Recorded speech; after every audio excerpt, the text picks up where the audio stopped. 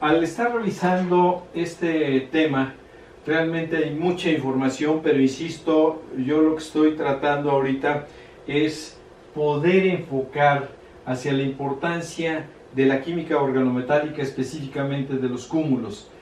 Si nosotros tenemos entonces una zona infectada y aquí hay bacterias, ¿qué tienen esas bacterias? Aquí estamos hablando, pues obviamente de las partes de la raíz, ¿sí? Esta es una parte de la raíz, ¿sí? Que tiene este nódulo.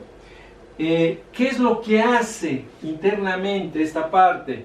El proceso de conversión de nitrógeno a amoníaco por medio de la nitrogenasa implica la siguiente reacción.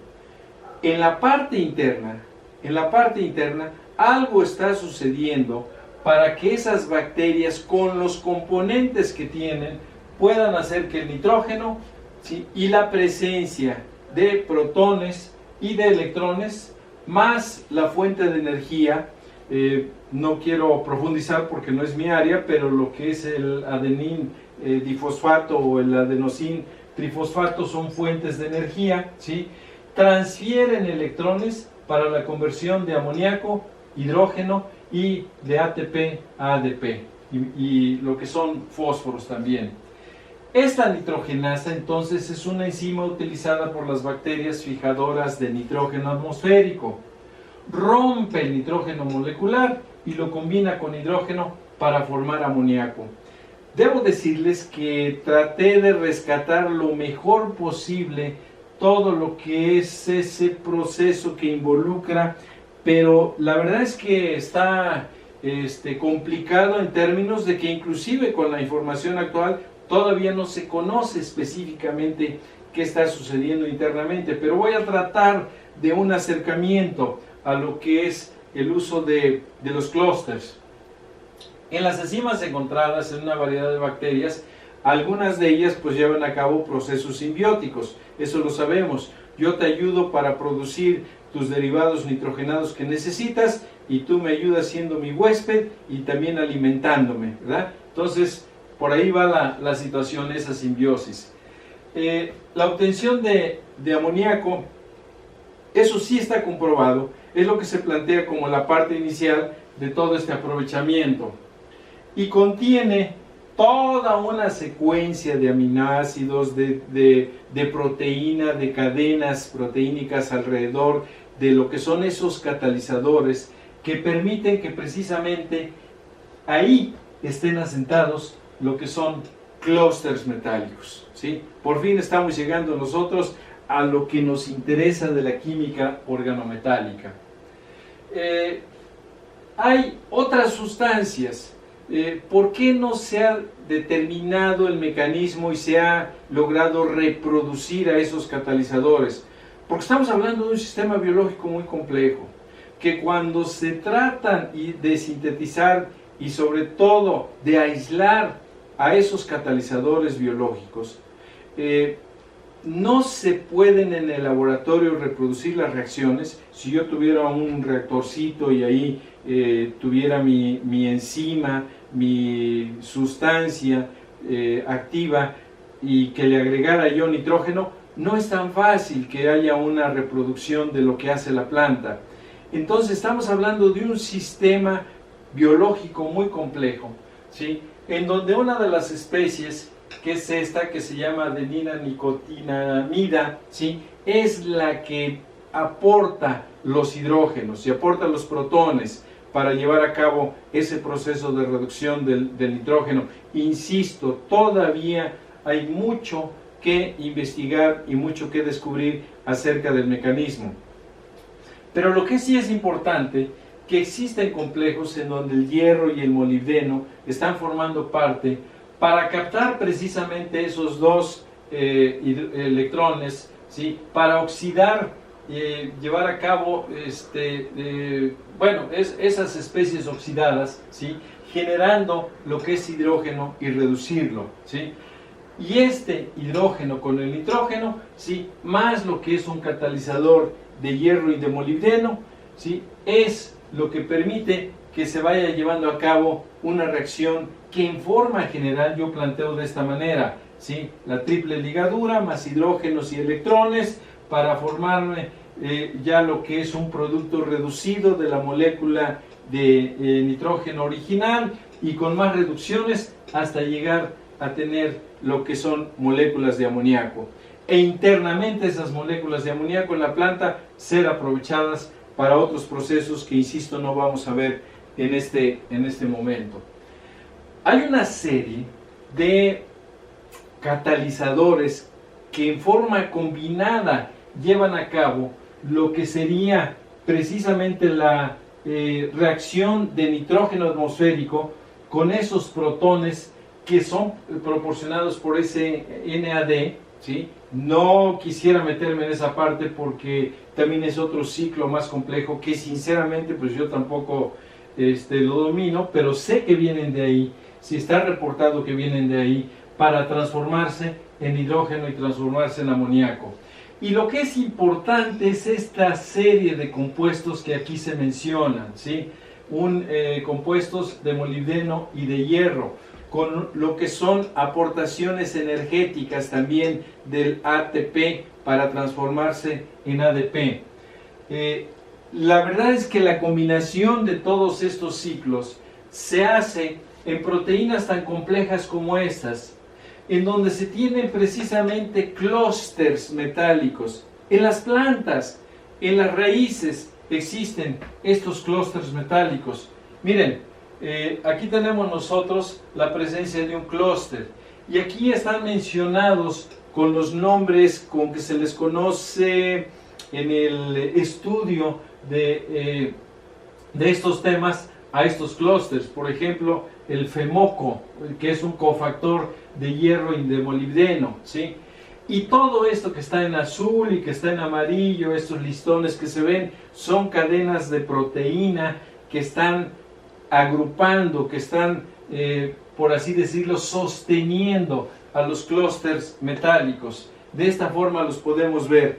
Más específicamente, pudiéramos nosotros ver, y estos sí han sido aislados, sí están ya caracterizados los clústeres que intervienen en ese proceso de reducción de la molécula de nitrógeno. Aquí tenemos un clúster de hierro con azufre, y claro, estas cisteínas o estos aminoácidos que están alrededor sosteniendo son los que permiten que en esa cadena proteínica puedan estar presentes, y a través de ellos, de estos aminoácidos y de estas cadenas proteínicas, hay transferencias de electrones. Esos mecanismos todavía no están bien conocidos. Y entonces, ¿por qué revisar este tema? Porque al final de cuentas, nosotros tenemos clústeres metálicos en esos nódulos, ¿sí?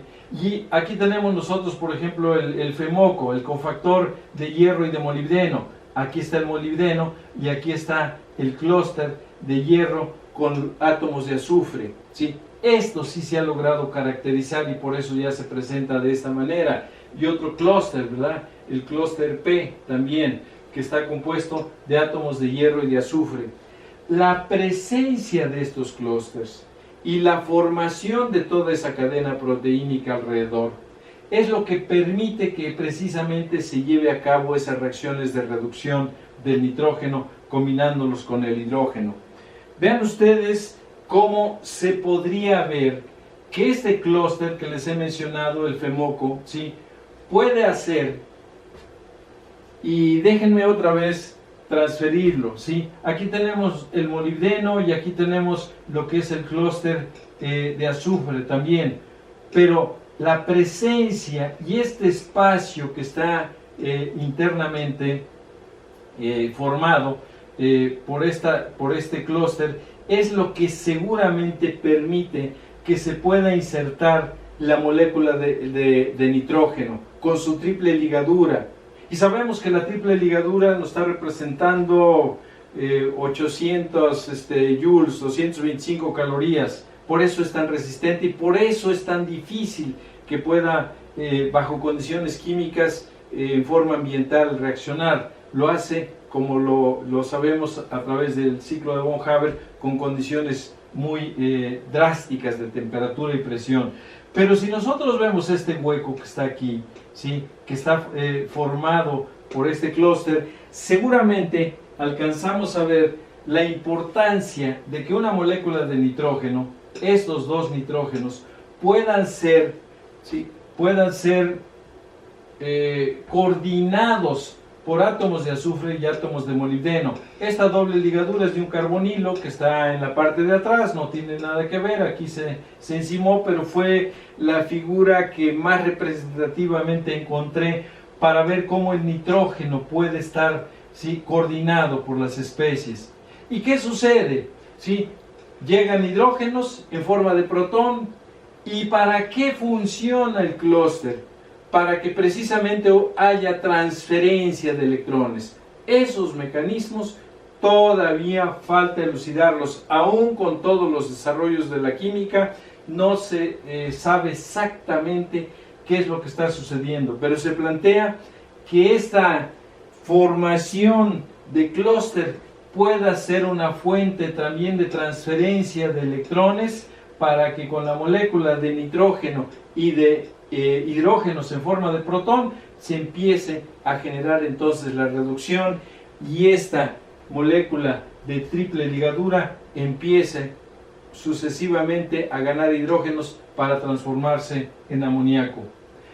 El día que alguien o un grupo de investigación logre reproducir lo que sería clústeres que en forma de laboratorio, en forma ambiental, puedan llevar a cabo estos procesos, ¿sí?, yo creo que estamos hablando de que les van a dar, no sé si 2 o 3 premios Nobel juntos. El de economía por salvar parte energética, pero sobre todo para tener elementos de síntesis, catalizadores poderosos que nos permitan, ¿sí?, que el nitrógeno ambiental en condiciones más benignas pueda ser transformado en amoníaco, y a partir de ahí toda la cadena que el amoníaco puede representar para la obtención de una variedad de productos realmente muy importante.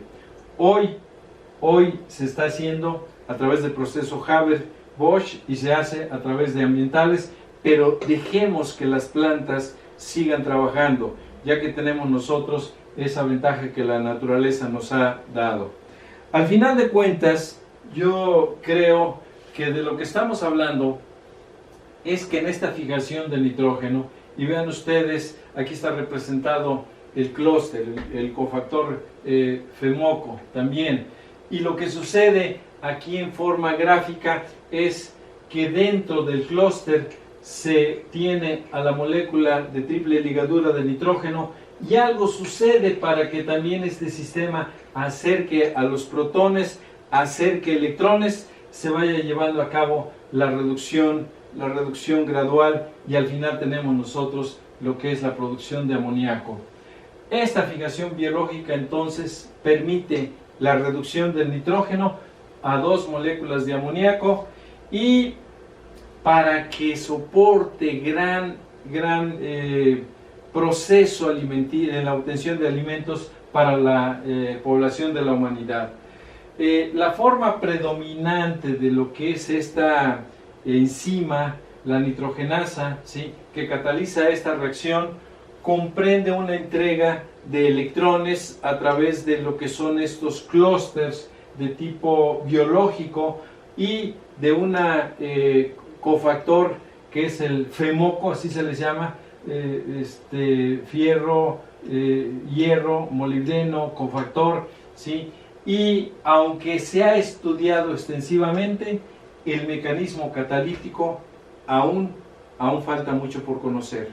Esto yo creo que es una de las fuentes de estudio que muchos grupos de investigación están haciendo, para que realmente cuando se llegue a conocer cómo se procesa y se pueda reproducir esto en laboratorio, olvídense, yo creo que va a ser un hito para la humanidad. Bien, hay muchos más detalles que se pueden estudiar, se pueden entender, se pueden procesar, pero lo que yo quiero mencionarles es los clústeres metálicos. Al final de cuentas, creo que tienen todavía un campo de estudio muy amplio y pueden ser importantes para llevar a cabo procesos catalíticos como los que ya las plantas están llevando a cabo para la obtención de los derivados del amoníaco.